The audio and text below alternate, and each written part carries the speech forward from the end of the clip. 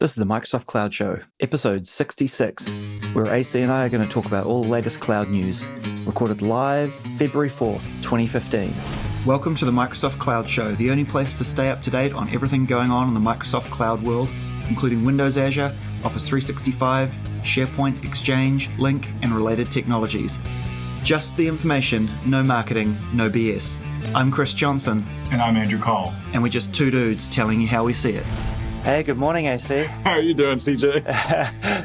You were laughing because you just completely balked up our count on the intro, didn't you? Yeah, we normally do. What is it? So one of us does the 1, 2, 3. The next person does 4, 5, 6, and then here's a little bit of behind the scenes for folks. Yeah, we do this to. CJ's always over in Redmond, or I guess wherever you live, Woodinville or something like that. Yeah, Seattle area. And then I'm in Northeast Florida in St. John's near Jacksonville, and so we do the whole thing over Skype. And one of us does a 1, 2, 3. The next person does a 4, 5, 6. And then together, the person who's hosting the show does 7, 8, 9.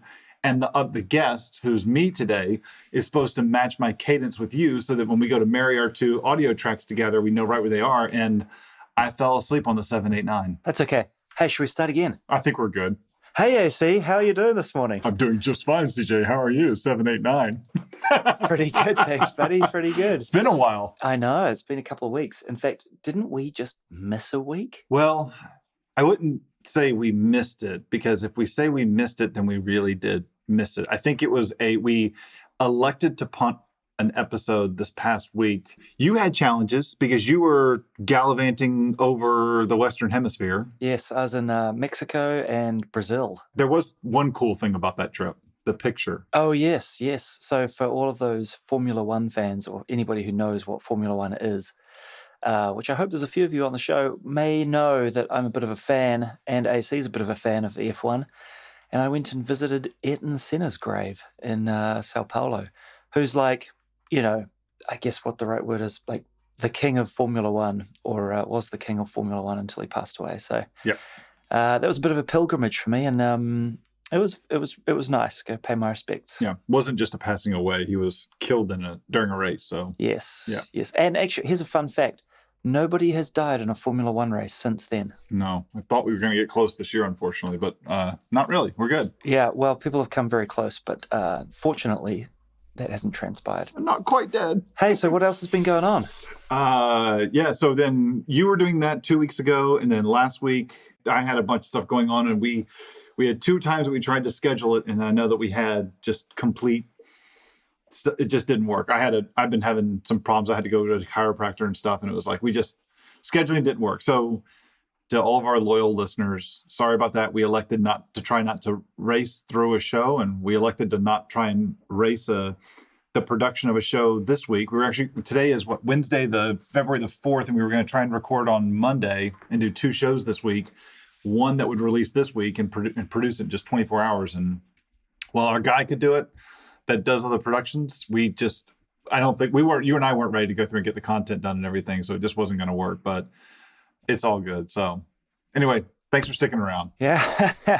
No, we'll get there. Yeah. So a couple of bits of news on my side. I have gone back from an electric car to a petrol car.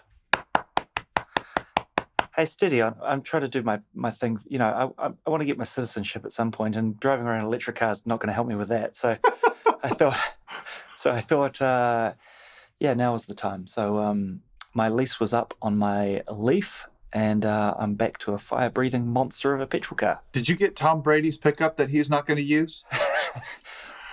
I hate to ask why he's not going to use the pickup. Well, because he has like an R8, he's got a Rolls, he's got all these different cars that he's not a pickup guy. And so, he's married too, he's not a pickup guy. But anyway. Yeah, gotcha. Yeah. Interesting. Yeah, no, I picked up an old Audi S4. Those are fun. It's super fun to drive, and yeah, I'm really enjoying it. Speaking of cars, have you seen the video going around of the Tesla, the 85D, the new dual motor one, of the 0 to 60 or 0 to 75, the explicit version? Oh yeah, that video is really amazing. Yeah. It's incredible how fast those things accelerate. Speaking of Tesla, I went and saw Elon Musk in Seattle when he came to do the announcement about opening the satellite division for SpaceX in Seattle, and got to see the Dragon capsule. I think it was the second Dragon. but it was the first one to dock with ISS. So that was like total geekgasm for me.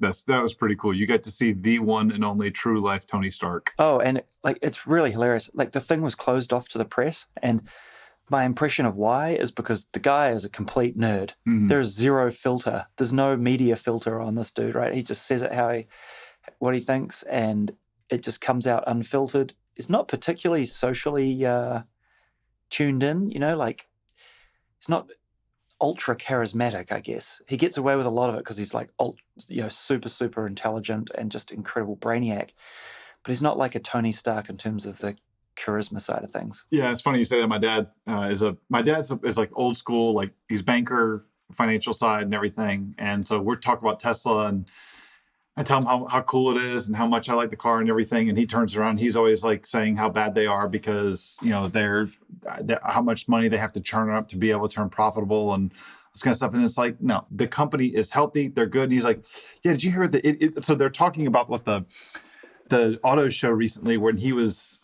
I think it was General Motors talked about their new electric car that's going to be $35,000 with subsidies. Oh, yeah. And then I was going to say Tony Stark. Tony Stark. And then Elon Musk, he said his quote was, well, we're going to have one that's $30,000 without incentives. So we're moving in the better direction.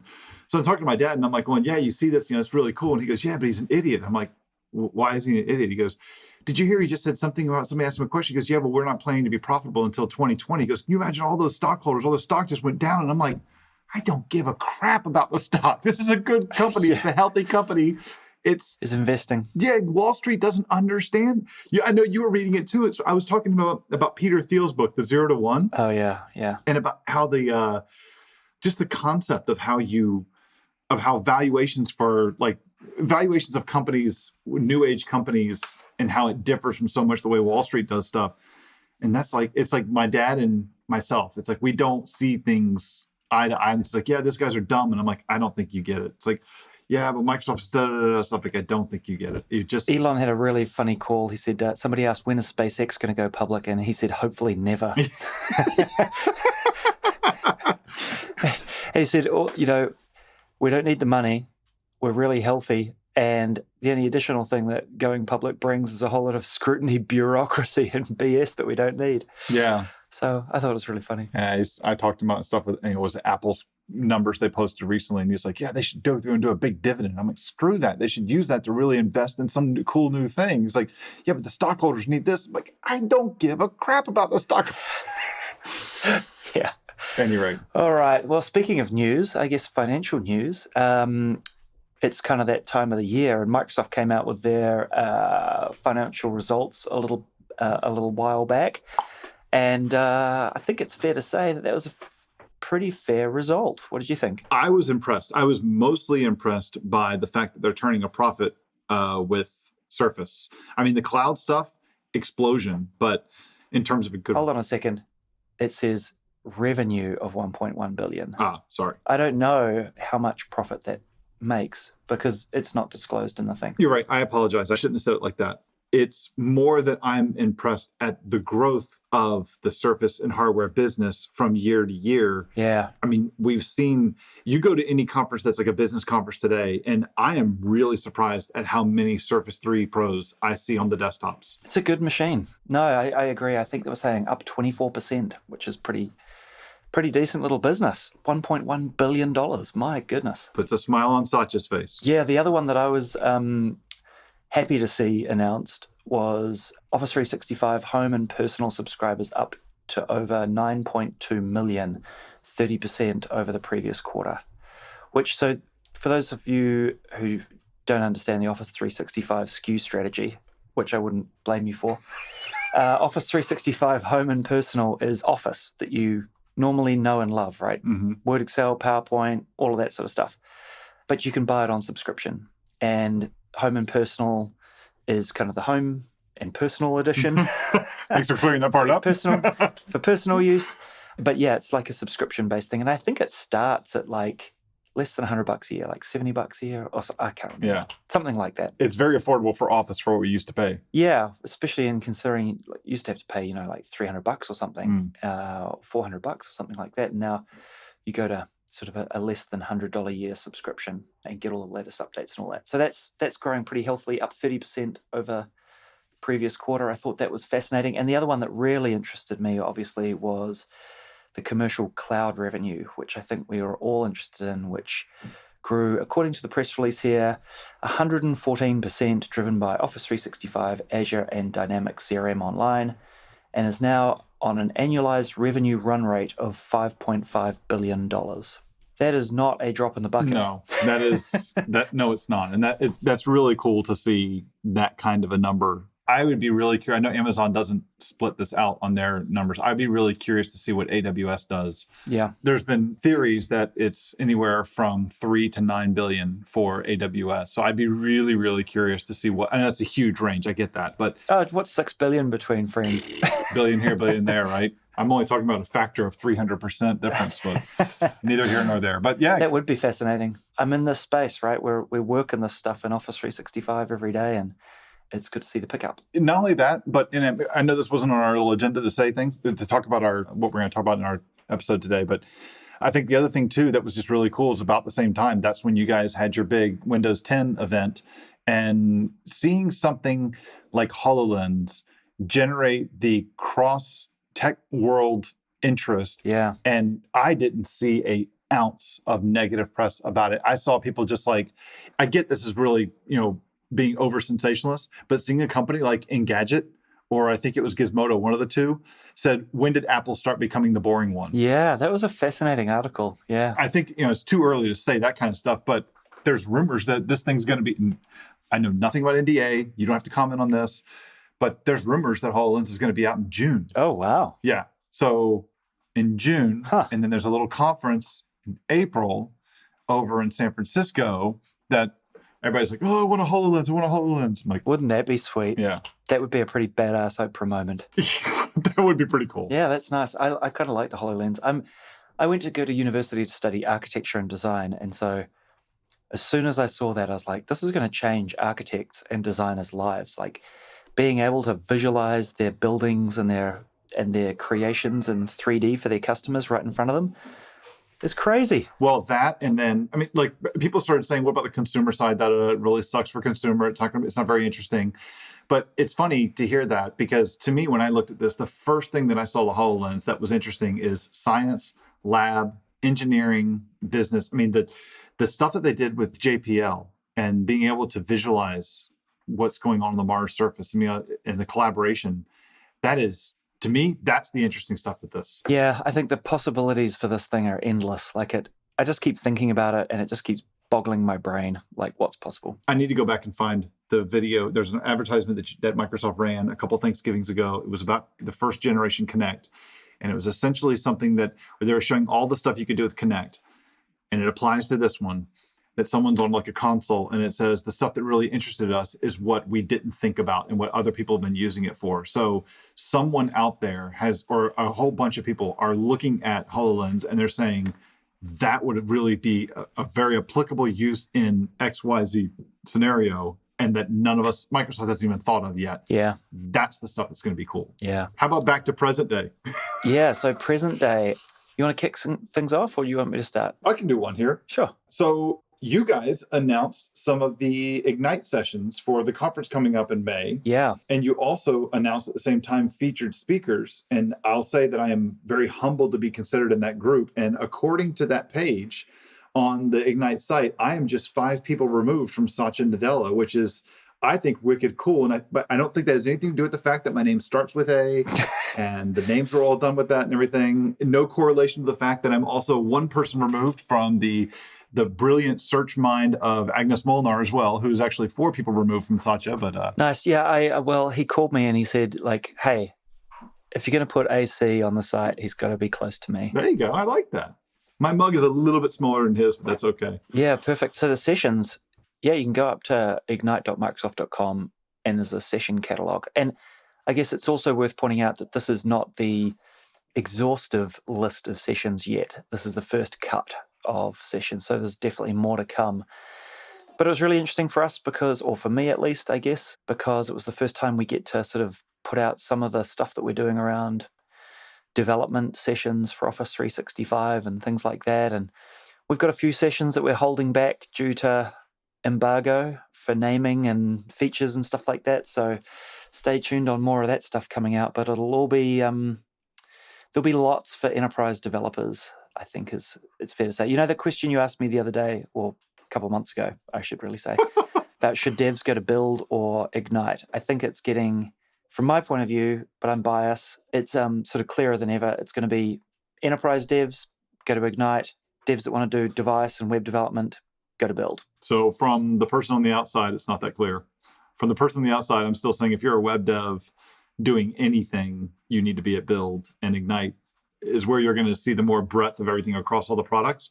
To me, Build is more platform and Ignite is more product. Like, say if you're a developer working at an enterprise, there's a whole lot of different development topics that wouldn't necessarily interest a pure web developer who's building internet sites, for example. That's Ignite. That's Ignite. So that's what I said. So that I think that if you're a platform person, then Build makes the most sense because you're doing web stuff and everything. But if you're looking for the breadth of product, then Ignite's the one you're looking for. Yeah, definitely. And sort of the enterprise-y techie bits, like, you know, enterprise deployment topics and all those kinds of things. And how do you move code to the cloud from on-prem, whereas a lot of those other, you know, more pure web devs are not thinking about that stuff. Yeah, that'd be interesting. I'm doing a workshop, pre-con workshop with Scott Hillier at Ignite. If you're interested in being an Office 365 developer, we will show you what that means. We will show you how to do the client-side code, Office 365 APIs, the Azure AD model, the SharePoint app model. It's all there. So a full day with Scott and Andrew. And if you are going to Build, the Office team and the Office 365 team, I should say, are going to be there in full force. We've got a huge presence planned.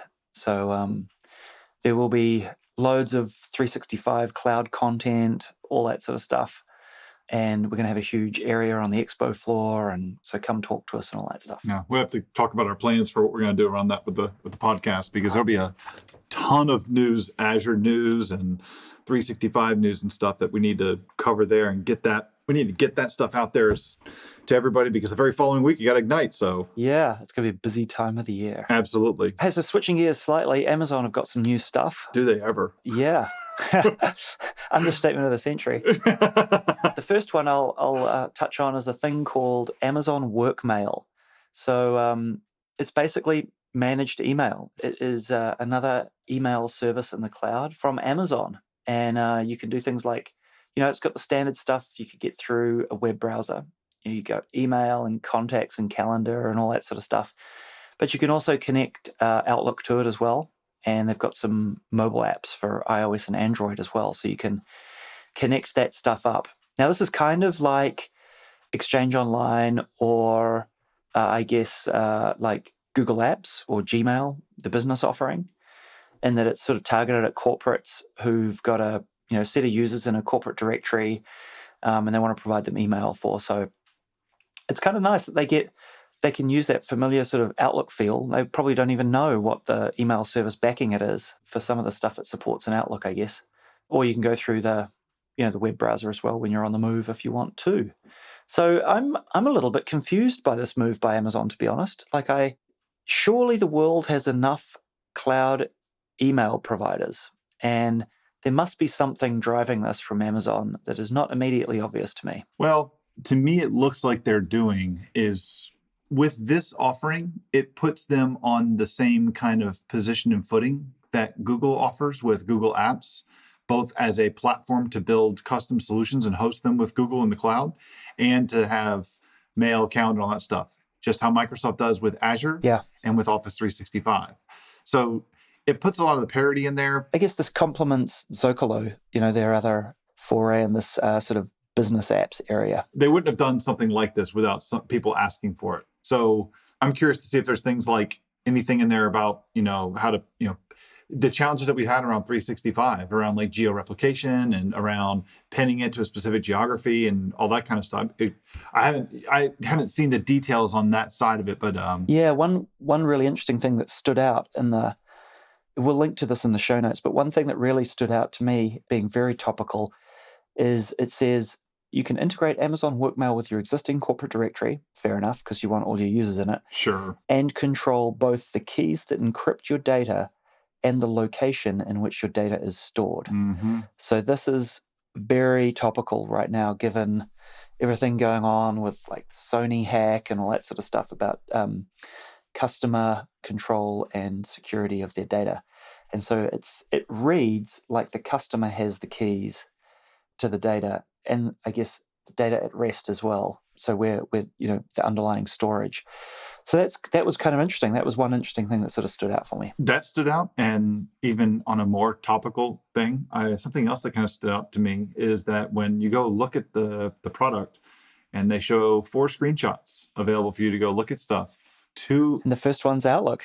The first one is Outlook. Hey, and it's got a friend of ours in there too. And it's got somebody at the very top that if you are close to the Microsoft Office team, you would recognize the name. So I'm looking at it going, oh, look, she used to be with Microsoft. That's right. Team. That was a few years ago now. Yeah. We used to work together on the SharePoint team a number of years ago. But so she's obviously off and working on WorkMail. I might have to hit her up and give her a grilling about that. There you go. Yeah, that's cool. Hey, so Amazon also had another thing that they announced. This is more off of the Office side and more on the platform side. They have a new thing for their EC2 VMs called Auto Recovery. So essentially, you can set up some alerts or some quote-unquote alarms that look for things like if you're an EC2 instance, which is their IaaS offering. So if one of their virtual machines that you're using, if it goes down, like for loss in network connectivity, loss of system power, more specifically though, software issues on the host, then you can go through and have it like automatically recover to your applications over to another EC2 instance. And once they're all stood up, it blows away the old one and ta-da. Wow, nice. It's interesting. Fancy. Yeah, same kind of stuff we want in the cloud. Yeah. Yeah. Slightly different topic, not so cloudy, but interesting for the cloud was the strange that it actually made the news that we're going to be releasing another version of SharePoint On-Prem.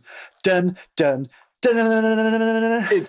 I'm surprised at the amount of press that got. Whenever you're kind of looking around like, haven't they been saying that for about a year now?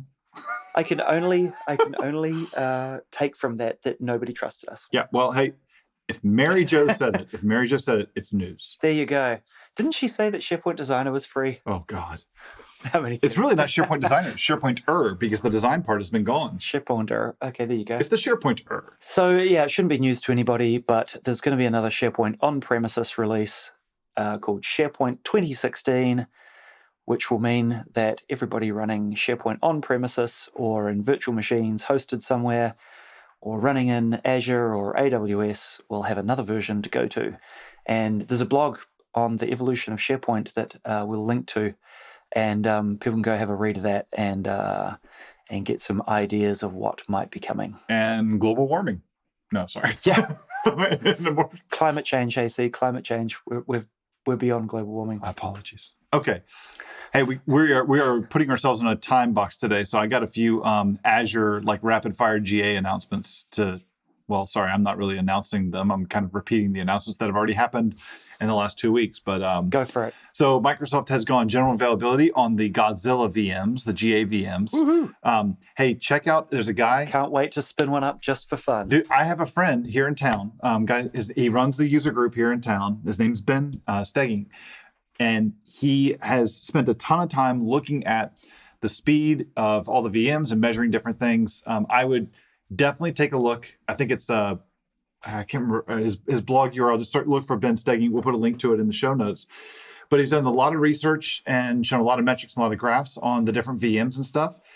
He even fired up a G series VM and did some performance tests on it, both on the C drive and on the 6 terabyte SSD DNA drive, I think is what it was. Zoinks. Oh man, he did it. And but believe it or not, he did all of these tests and he didn't blow his entire trial quota on his Azure subscription for the month. God, that's pretty impressive. I think he said he had like $2 left and 6 days remaining in his mobile thing, but he did still have it going. So yeah, we worked together yesterday or 2 days ago, and he was showing me the article. So I was like, he's going through and like proofing it and stuff, and I'm like, just ship it. ship it, ship it, ship it. People will love this thing. So you need to get this out there. That's kind of cool. Yeah. Yeah, I just feel like firing one up just for the hell of it. He did it, man. It's pretty good. Nice. But yeah, so that's one announcement. Also, content protection for media services went GA, as well as the remote app capability for Azure. Those went GA as well. And an update to the tool called AzCopy, which is basically helping you copy files from one blob to another one, so you don't have to go. No intermediate step. Yeah, if you got a 2 gigabyte file, like if you've got a VHD that you're using for a VM, and you want to copy it from one subscription to another one, or make a backup of it, you don't have to download the 20 gigs and then re-upload the 20 gigs. This tool basically sends an instruction to Azure to say, hey, between your 2 data centers, make a copy of this file. Don't bring it to me because you're much faster. Yeah, that's helpful. Yeah, because it can take some time to copy many gigabytes around the tubes. Yeah, definitely. There's one other topic I think we'll save for another episode. It's called Microsoft Cosmos, and a rumor that's going around from Mary Jo about Microsoft releasing a new thing called Cosmos, which we'll talk about in another episode, because I want to go a little deeper on a little bit of that background and what we use it for in Office 365. So I'll comment on that in another episode. I'm curious about what that is. I saw Mary Jo put it on there, and then I saw you put something on there. I was like, maybe get some insight here. But just think about like telemetry and big data. Oh man, I'm thinking space. I'm thinking like Neil deGrasse Tyson. I'm thinking cool stuff. Yeah. Oh, I'm really sorry to disappoint you. That's okay. Hey, before we wrap this up, we got to do some picks here. We haven't done this in a little while. So you got to... Oh, yeah. You got to pick? I do. So this new car I bought, well, it's not new. It's old. It's about 4 and a bit years, 4 years old. It's a 2011 model. And for those of you with iPhones or cars that have 30-pin connectors, you know, the old iPhone connector that's wide, like iPod connectors? Yeah. That was sort of the wide 30-pin ones. So we've got a few docks that sit around the house that are the 30-pin docks. And also my car comes with a 30-pin dock in the glove box. But it doesn't do Bluetooth streaming from your phone. And so I found a $76 dongle called Tune, then the number 2, and then Air. Tune2air WMA1000 it's called. And you plug it into the 30-pin connector on a dock or in your car, and it basically is a Bluetooth receiver. So then you can connect your phone to the dongle. You've got Bluetooth streaming and audio from your phone to your car, or to any old 30-pin dock that you've got lying around the house that you've stopped using since you moved to the Lightning connector phone, or you've got one of those wonky like 30-pin to Lightning converter thingies. Best $76 I've invested recently to get streaming audio on my new car. I had to buy one of those headphone jack to Bluetooth kind of things so that I could have Bluetooth in my car, because my car doesn't have Bluetooth. Well, it has Bluetooth for my phone. Yeah. But only to speak through the phone, not for like doing music and stuff. That's exactly what mine was as well. Yeah. Not for streaming audio. Yeah. But yeah, this will solve your problem. That's pretty cool. Yeah. How about you? I have 2. I have one that's Devi related and one that is I'm just going to a sheer love of my life. Next to my wife and my kids. So there is a site, you know how you're going to Visual Studio, or you go into an editor like Sublime Text or whatever, and every damn editor you opened up, you got to change your tab settings and your spaces, and should I do new line or should I do this, and should there be a space behind this, what character set do you want to use, all that stuff. You know you have to deal with that every time you do it? Yeah, totally. Go to editorconfig.org. There is if you put a .editorconfig file in the root of your project, you can go in and you can specify some common settings, like your indent style to be tab or spaces, your indent size, your tab width. Should the end of lines be treated as line feeds, carriage return, or carriage return line feeds? Your character set, trim trailing white spaces, insert a final new line, and a bunch more that they're adding. And there are plugins for every editor that you can think of. There are plugins for Visual Studio, for WebStorm, Sublime Text, for Vim, for GitHub, for Emacs, for Brackets, Atom, you name it. They're all in there. Stuff, you put it in your project, poof, it goes through and imports it all. I've tried it on Visual Studio, Notepad, Sublime, and WebStorm. Holy crap, it works exactly like it's supposed to. That's cool. So it just sets up all these settings for you. Pretty much, yeah. And the tools go through and they import, because each one of these different products has a way to go through and just share your settings, but they don't share them between each other. So dang, that is really cool. Isn't that cool? Really cool. I like it. So something else happened yesterday, though, that has gotten me go gaga crazy. All right. Ferrari. Oh, yeah. 488? 488 GTB. Oh, yeah. Now, Ferrari usually has 2 different kinds of cars going on at any one time. One of them is a supercar. That's the LaFerrari. That's been going, that's like a 4-year model that they basically put out there. Of course, they won't sell any more of those because they're all sold out. But the 488 is the successor to the Ferrari 458 Italia. And oh my God, just go to Ferrari. It's on the homepage. The front end is inspired by the LaFerrari. The front end hood back to the center part of the car looks like it's inspired from a 458. The scoop air intakes for the engine on the side look like they're coming old school 308, 328 inspired. And the back of it, not only they have the nice Ferrari headlights, but they're the newer style where it's just a rim kind of a red coming around. But they've also pulled out the little rectangle box for the rain tires for when it's raining and stuff, and you hit the brakes on an F1, and that little bugger sitting at the bottom. As a friend of mine said on Facebook, this looks like Italian sex on wheels, and holy crap, does this thing look awesome. Nice.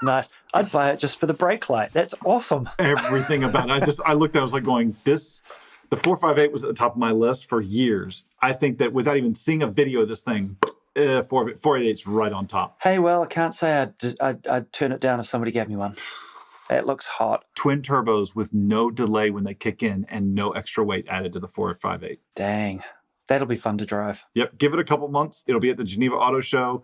Give it about a year. Hope to God it's going to be at exoticracing.com out in Las Vegas. So oh, yeah. I will drop the bucks to go drive that one. Nice. Yep. Yeah, let's go do it. Hell yeah. We're in. All right. Thanks, AC. Well, it's been a good show. We've got a bunch of news, bunch of things going on, and great to get back together for another show. Absolutely, man. Absolutely. Sorry for the delay for everybody, but it's about to get conference season, so we should be seeing lots of news coming on. Yeah, lots of goodies. Lots to talk about. All right. Thanks. Take care, buddy. If you have a question for us, go to microsoftcloudshow.com/questions, where you can submit it as text or record it as a WAV or MP3 and provide a link so we can play your question on the show. You can subscribe to us in iTunes by searching for Microsoft Cloud Show or via RSS at microsoftcloudshow.com, where you'll also find a full transcript and show notes of each episode. You can also find us on Facebook searching for Microsoft Cloud Show or on Twitter at MS Cloud Show. Thanks for listening. We'll see you next time.